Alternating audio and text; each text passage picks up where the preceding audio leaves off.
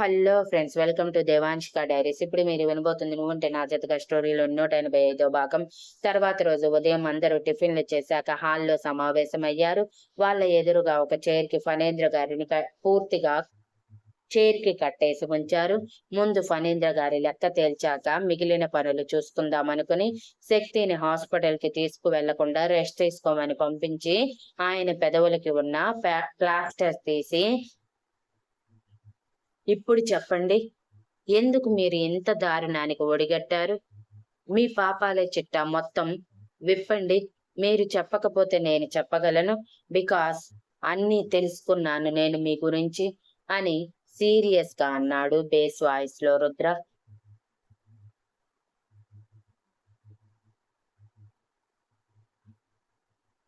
అంతా అయిపోయాక కూడా దాగుడు మూతలు ఆడటానికి నాకేమైనా సరదా అనుకున్నావా రుద్ర అని వెటకారంగా నవ్వుతో చెప్పి అందరి వైపు చూస్తూ, అవును, ఈ రెండిళ్లల్లో జరిగిన అన్నిటికీ నేనే కారణం. ఆఖరికి చిన్నప్పుడు రుద్ర మెట్ల మీద నుంచి కింద పడటానికి కూడా కారణం నేనే. వినిపిస్తుందా మీకు? నేను చేసింది నేనే శక్తిని చంపాలని చూసింది. అది కుదరకపోయేసరికి దానిని పెంచాలి అనుకున్న వాడిని చంపేశాను. నేనే శృతిని మీ అందరి నుంచి దూరం చేసింది.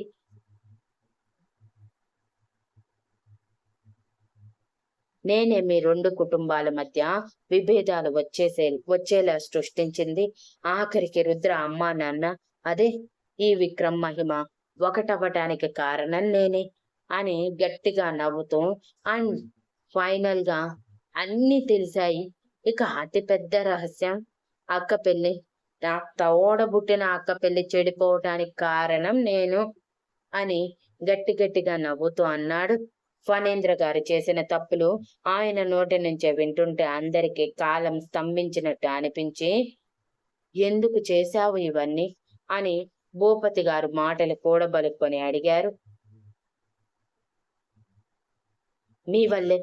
మీ వల్లే చేయాల్సి వచ్చింది అని కసిగా అందరి వైపు చూస్తూ, ప్రతి ఒక్కళ్ళు నన్ను అసమర్థుడు అనటమే కానీ నన్నుగా గుర్తించిన వారు ఎవ్వరూ లేరు. ఒక్క ఛాన్స్ ఇస్తేనే కదా నన్ను నేను ప్రూవ్ చేసుకునేది. అదేమీ లేకుండా ఒక మనిషి గుర్తింపుని లాగేసుకోవాలని చూశారు. ఇక మీకు మీ పెద్ద కొడుకు తప్ప మీ కంటికి ఇంకొకరు కనిపించరు. ఇక నేనైతే మీకు అవసరమే లేనట్టే. ప్రతి ఒక్కటి పెద్ద కొడుక్కి అప్పగిస్తూ నన్ను అందరి ముందు తక్కువ చేసింది మీరే అని భూపతి గారి వైపు కోపంగా చూస్తూ చెప్పి, అప్పుడే ఫిక్స్ అయ్యాను, ఇదంతా ఆస్తి వాళ్ళు అనుభవిస్తున్న పొజిషన్ వల్లే అని. అదే అవన్నీ నా చేతుల్లోకి వస్తే మీరందరూ నా కింద నేను ఆడమున్నట్టు ఆడుతారని అర్థమైపోయింది. అందుకే ఇవన్నీ చేశాను అని కోపంగా చెప్పి, ఇప్పటికీ మించిపోయింది లేదు. ఆస్తి మొత్తం నా కూతురు పేరు మీద రాసి మీరందరూ వెళ్ళిపోవచ్చు అని వెక్కిలిగా నవ్వుతూ అన్నారు.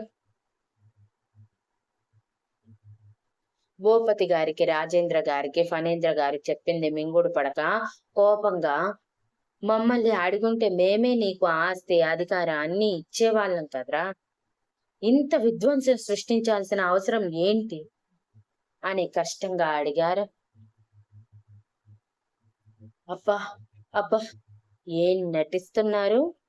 మీ నటనకి హ్యాట్స్ ఆఫ్ చెప్పచ్చు. మిమ్మల్ని అడిగితే మీరు ఇచ్చేస్తారా? అప్పుడు బయట ఏమని చెప్తారు? నేను ముష్టిగా అడిగితే ముష్టేశామా అని చెప్పుకుంటారు, అంతేగా అని ఫణేంద్ర గారు వెటకారంగా అన్నారు. ఆయన మాటలకి రుద్ర కోపంగా, ఇంత చేసిన నీకు దక్కిందేంటి?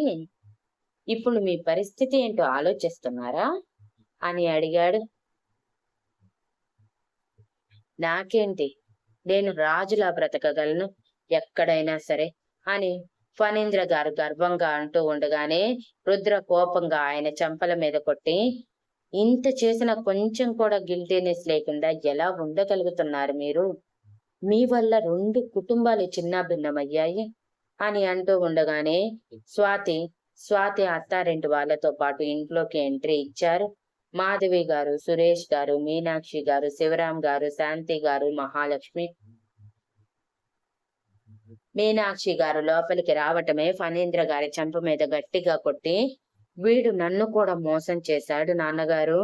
ప్రేమించాను అంటూ ఈ ఇంట్లో నా చేత చేయకూడనివన్నీ చేయించాడు అని కోపంగా చెప్పారు.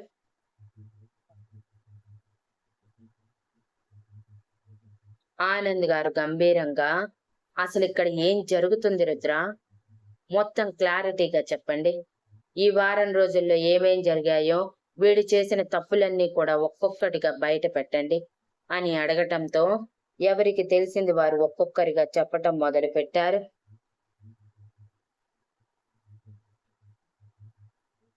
నేను అందరిది కలిపి ఈ వారం రోజుల్లోనే చెప్తాను.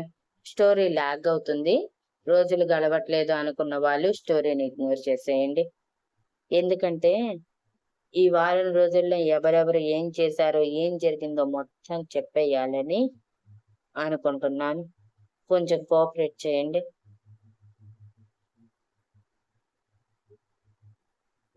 మనం మళ్ళీ వారం రోజుల ముందుకు వెళ్దాం.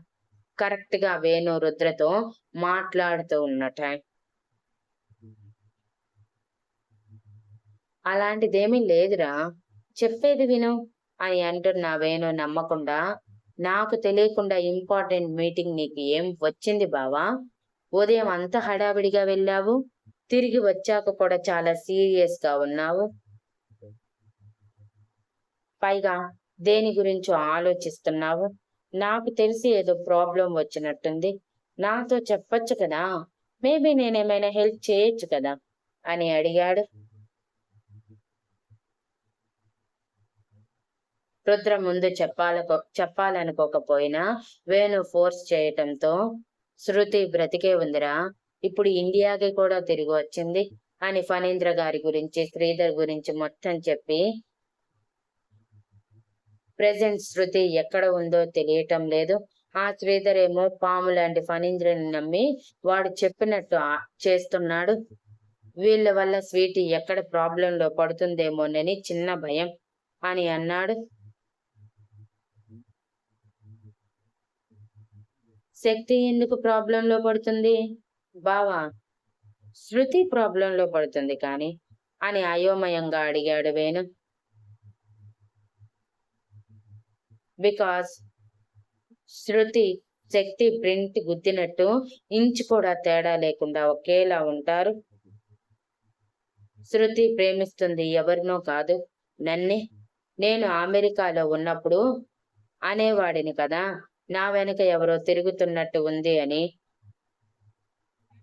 అప్పుడు నువ్వు కొట్టి పారేశావు. బట్ అదే నిజం. నా వెనక శృతి ఎప్పుడు వెంటాడే నీడలా ఉండేది. ఎప్పటి నుంచో ప్రేమించింది కానీ నాకు చెప్పే ధైర్యం చేయలేదు. మేబీ ఫణీంద్ర శృతిని అడ్డు తొలగించుకోవాలని నన్ను వాడుకొని కూడా ఉండొచ్చు, చెప్పలేను. బికాస్ అప్పటికి మా కుటుంబానికి శత్రుత్వం అలాగే ఉంది కదా. ఇప్పుడు శృతి ఎంత దూరమైనా వెళ్తుందేమోనని చిన్న భయం. ఎంతైనా ప్రేమ కదా, ఒక మనిషిని చెడుగా మార్చమన్నా మార్చేస్తుంది, మంచి వైపు నడిపించమన్నా నడిపిస్తుంది. అంత పవర్ ఉంది దానికి. సో అందుకే ఈ టెన్షన్. స్వీటీని ఒక్క క్షణం పక్కకి పంపించాలన్న భయంగా ఉంది అని టెన్షన్ గా అన్నాడు.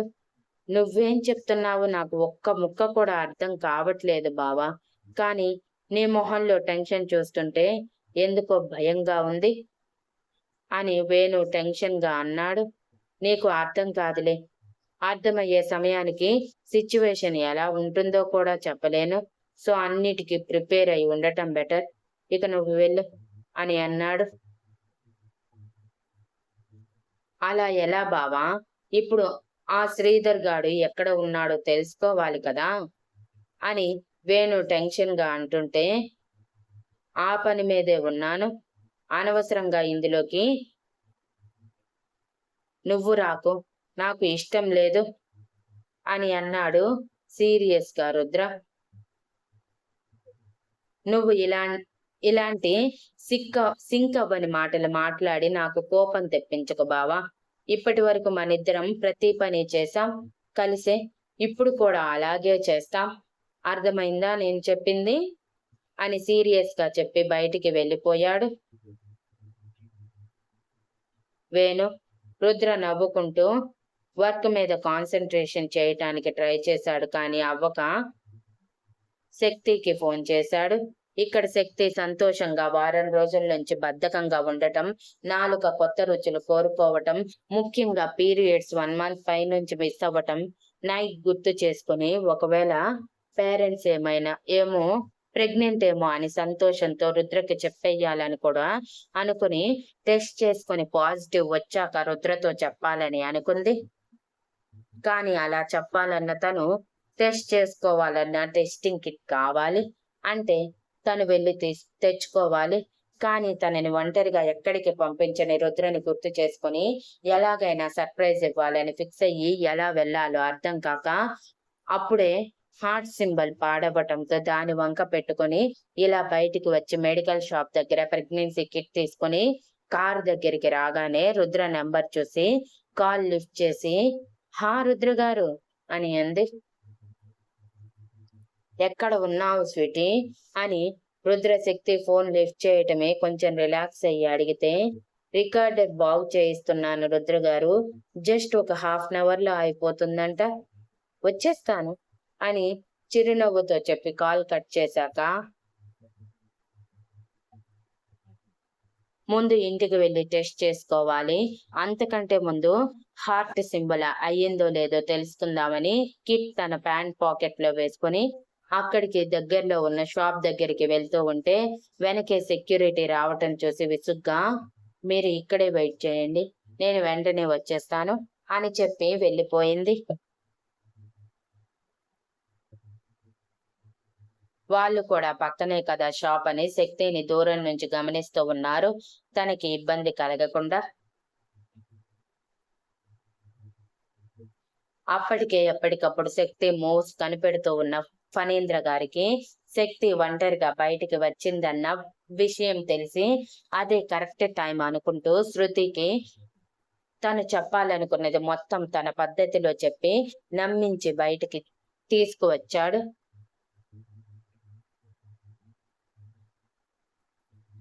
అలా తీసుకువచ్చిన ఆయన శక్తి మెడికల్ షాప్ లోకి వెళ్ళటం, ఆ తర్వాత టాయ్స్ షాప్ లోకి వెళ్ళటం చూసి, వెళ్ళు శృతి, ఎలాగైనా సరే నీ జీవితాన్ని నువ్వే మలుచుకో, నేను చేసిన తప్పు సరిదిద్దుకోవటానికి ఇంత పని చేస్తున్నాను, నా ప్రేమని అర్థం చేసుకోరా అని చెప్పి శృతిని బుర్కాలో ఆ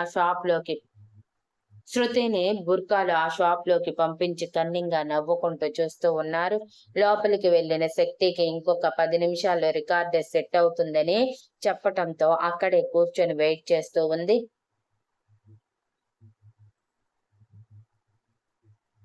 ఇంతలో శృతి లోపలికి వచ్చి శక్తిని చూసి పళ్ళు నూరుతో, ఎవత్తివే నువ్వు, నా ప్లేస్ లోకి వచ్చి నా రుద్రని మభ్యపెట్టి లాగేసుకున్నావు, కానీ ఇక నుంచి నీ ఆటలు సాగవు, నేనొచ్చేశాను, నీ గురించి బయట పెట్టి రుద్రకి నేను దగ్గరవుతాను అని అనుకుని శక్తికి ఆపోజిట్ లో కూర్చుందాం అనుకునేసరికి శక్తికి వాష్రూమ్ అవ్వటంతో తను వాష్రూమ్ సైడ్ వెళ్ళటం గమనించి ఇదే కరెక్ట్ టైం అనుకుని తన వెనకే వెళ్ళింది శృతి. వాష్రూమ్ లోకి వెళ్తున్న శక్తిని అడ్డుకొని కోపంగా తన వైపు చూస్తూ, ఇక నుంచి నీ ఆటలు సాగవు, నేనొచ్చేశాను అని చెప్పి శక్తి ఎవరు నువ్వు అని అడిగేలోపు తన మొహం మీద క్లోరోఫామ్ స్ప్రే చేసింది. శక్తి కంగారుగా తన కడుపు మీద చేయి పెట్టుకుని మాట్లాడాలనుకునే లోపే కళ్ళు మూతలు పడటంతో శృతి మీద పడిపోయింది. శక్తి స్పృహ తప్పగానే తనని జాగ్రత్తగా వాష్రూమ్ లోకి తీసుకువెళ్లి శక్తి డ్రెస్ తను వేసుకుని తన డ్రెస్ శక్తికి వేసి శక్తిని బూర్కాలో పెట్టి కష్టంగా బయటికి తీసుకువచ్చి హెల్ప్ అని అడిగి శక్తిని జాగ్రత్తగా అక్కడ ఉన్న చైర్ లో కూర్చోబెట్టాక, ఈ అమ్మాయి ఎవరో వాష్రూమ్ దగ్గర కళ్ళు తిరిగి పడిపోయింది అని అంటూ ఉండగానే ఫణీంద్ర గారు లోపలికి వచ్చి, తను నా కూతురు, నేను తీసుకువెళ్తాను, తనకి కొంచెం సిక్నెస్ గా ఉంది అని చెప్పి శక్తిని 2 చేతుల్లో ఎత్తుకొని తనని తీసుకొని శృతికి సైగ చేసి వెళ్ళిపోయారు. Thank you for listening and please like, share, comment and subscribe.